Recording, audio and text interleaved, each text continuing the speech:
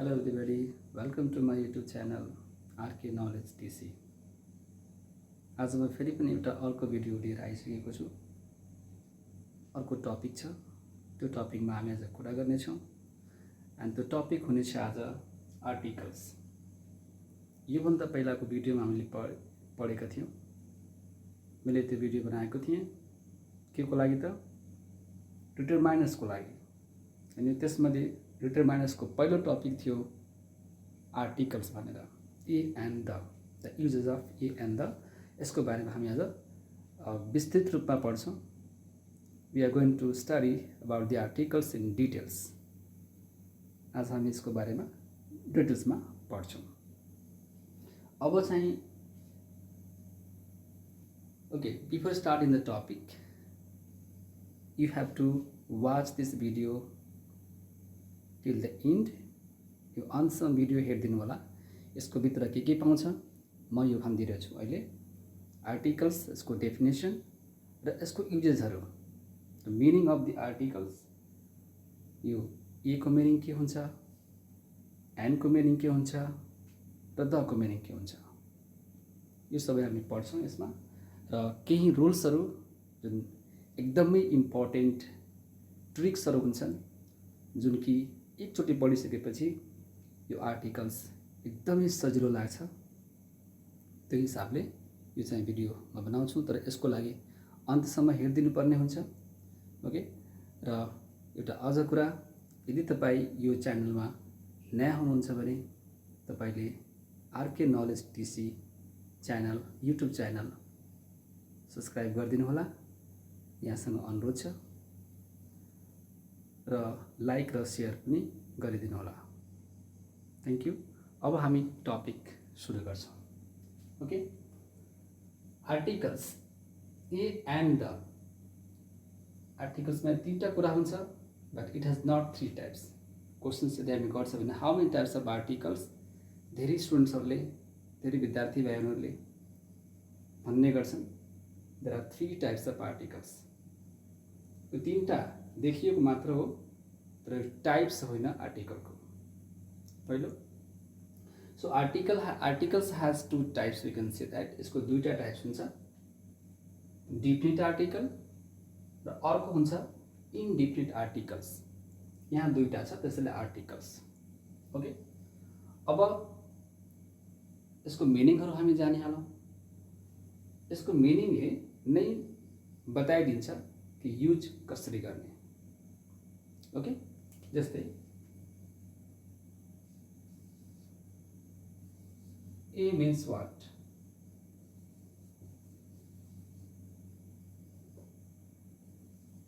A means what, a means what, a means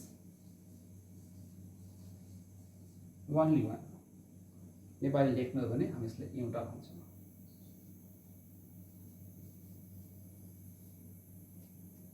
त्यस्तै अर्को second नम्बरमा, what is the meaning of an. यदि म सोध्छु ए भनेको एउटा हो भने एन भनेको कतिवटा हो, not more than one. It means or it has a similar meaning and same meaning. A means also only one। यसको पनि मिनिङ के हुन्छ त, एउटै हुन्छ। Okay, so likewise that means what, sorry this means what, this not the. Okay, the means what, different article means what, the means that indicated। as you know it is a definite article। definite भनेको fix हुन्छ। Okay, indefinite भनेको अनिश्चित, त्यो निश्चित हो र त्यो अनिश्चित। ओके, मिनिङ त हामी जानिसक्यौँ। ए र एन को सिमिलर मिनिङ हुन्छ, यानी कि यसको मतलब हुन्छ एउटै। र जहिले पनि अब यो काउन्टेबल र सिंगुलर नाउनको अगाडि यसको हामी प्रयोग गर्छौँ, ए एन। अब ए कहाँ लगाउने, एन कहाँ लगाउने, यो क्वेसन आउँछ। यसको लागि हामी अलिकति अगाडि बढ्छौँ।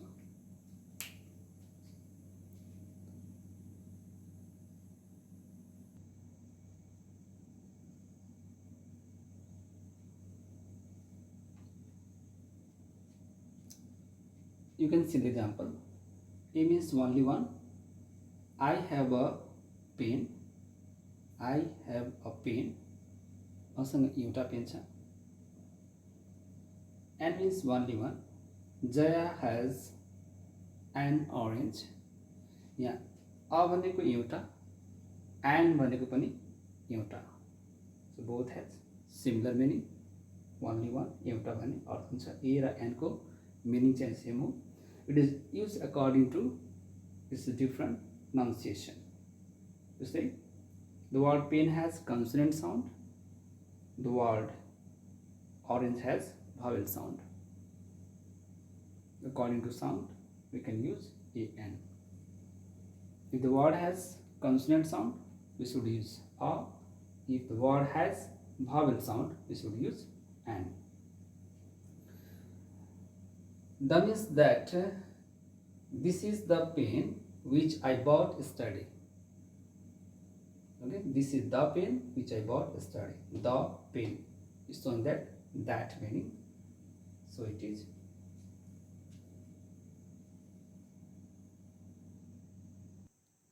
Okay, now we are going to talk about the indefinite articles, an. In number 1, you can see an, singular countable nouns. Example, a boy, an apple, a man, a cow, an ox. Likewise, in second number, an plus singular countable nouns begin with H, an our, an honest man, an honorable teacher. You can see it is begins with H, but it has not the consonant sound. The word an hour begins with consonant letter, but it has no consonant sound. It has a vowel sound. Okay. Next number. And one more thing you have to notice over here. Honest is adjective. It is followed by a noun, and that should be in singular number. Singular countable noun should be. Okay. Number 3. All plus singular nouns begin with vowel letters with consonant sounds.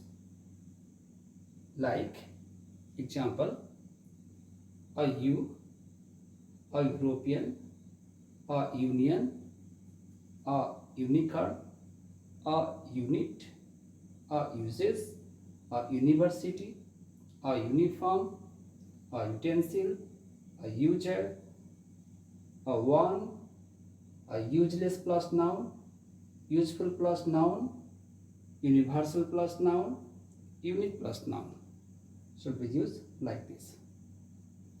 Okay. Next, rule number 4. Okay, now we are going to talk about the rule number 4. If an abbreviation according to the initial sound of the abbreviation, A plus word with consonant sounds, and plus words with vowel sounds. Example, an SOS message, MA, an MA, SA, FM, ELT book, SP. The words begins with consonant letter, but it has vowel sound. That's why we should use. The word सुरु भएको छ, हुन त यो consonant letter हो, तर यसको साथमा vowel sound छ. हामी यहाँबाट क्लियर गर्छौं. यदि कुनै पनि एब्रिभिएसन फर्म, सर्ट फर्महरु को नेमहरू F H L S M N O R S र एक्सबाट चाहिँ सुरु भएको छ भने हामीले यसको लागि एन्डको प्रयोग गर्छौँ, किनकि it has vowel sound. You can see that यो साउन्ड भावेल साउन्ड हो. यो सबै हामी यहाँबाट क्लियर गर्छौँ. यो टेबलमा हेर्ने एकचोटि कन्सोनेन्ट साउन्ड कदेखि ज्ञासम्मको, क टु ज्ञ. ओके. भावेल साउन्ड भनेको अ टु अदेखि असम्मको साउन्डलाई हामी बुझ्छौँ. यदि वर्डको कुन साउन्ड त्यो वर्ड प्रड्युस गर्छ त्यसको अनुसार हामी प्रयोग गर्छौँ. अब हेर्ने एकदम क्लियर छ यो. यदि एब्रिभिएसन फर्ममा यो लेटर आएको छ एफएचएल एनएनओ एक्सआर, ओके, आरएक्सएस, त्यो बेलामा के गर्ने, एन्डको प्रयोग गर्ने. जस्तै ओके. अब हामी हेर्छौँ नेक्स्ट एन एलडिओ एलडिओ एल नट एल. यो बिङ कन्फ्युज. कहिलेकाहीँ किन कन्फ्युजन हुन्छ भने हामी यसको गलत प्रोनाउन्सिएसन गर्ने गर्छौँ, जसले गर्दा हुन्छ. रङ प्रोनाउन्सिएसनले गर्दा यो चाहिँ मिस्टेक हुन्छ. How we are producing the sounds.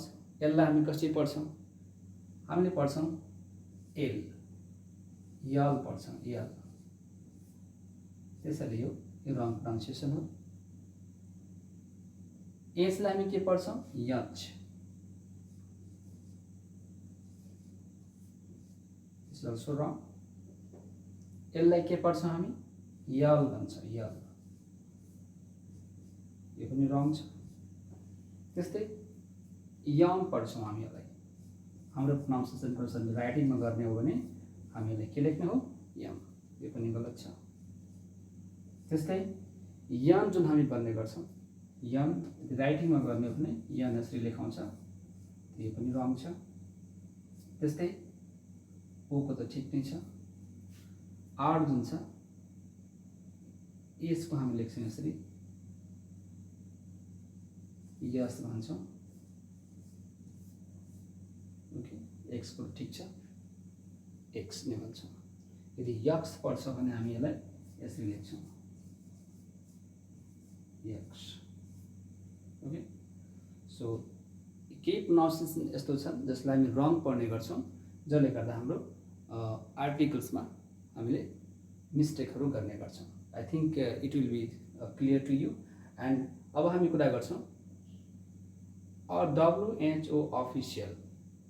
म एउटा अरू पनि कुरा के क्लियर गरिदिउँ भने before the names of the organisation the rules for the different in the different article will study. हामीले डिफ्रेन्ट आर्टिकल प्रयोग गर्ने.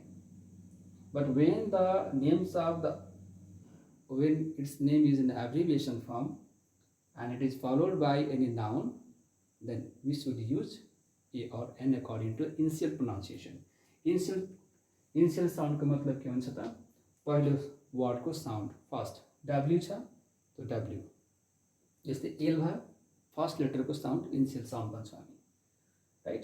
I think it is clear to you. अब यो क्लियर भइसकेको छ. So will talk about the different article in the next video. Thank you very much for watching and being with me and learning this indefinite article today. Thank you very much.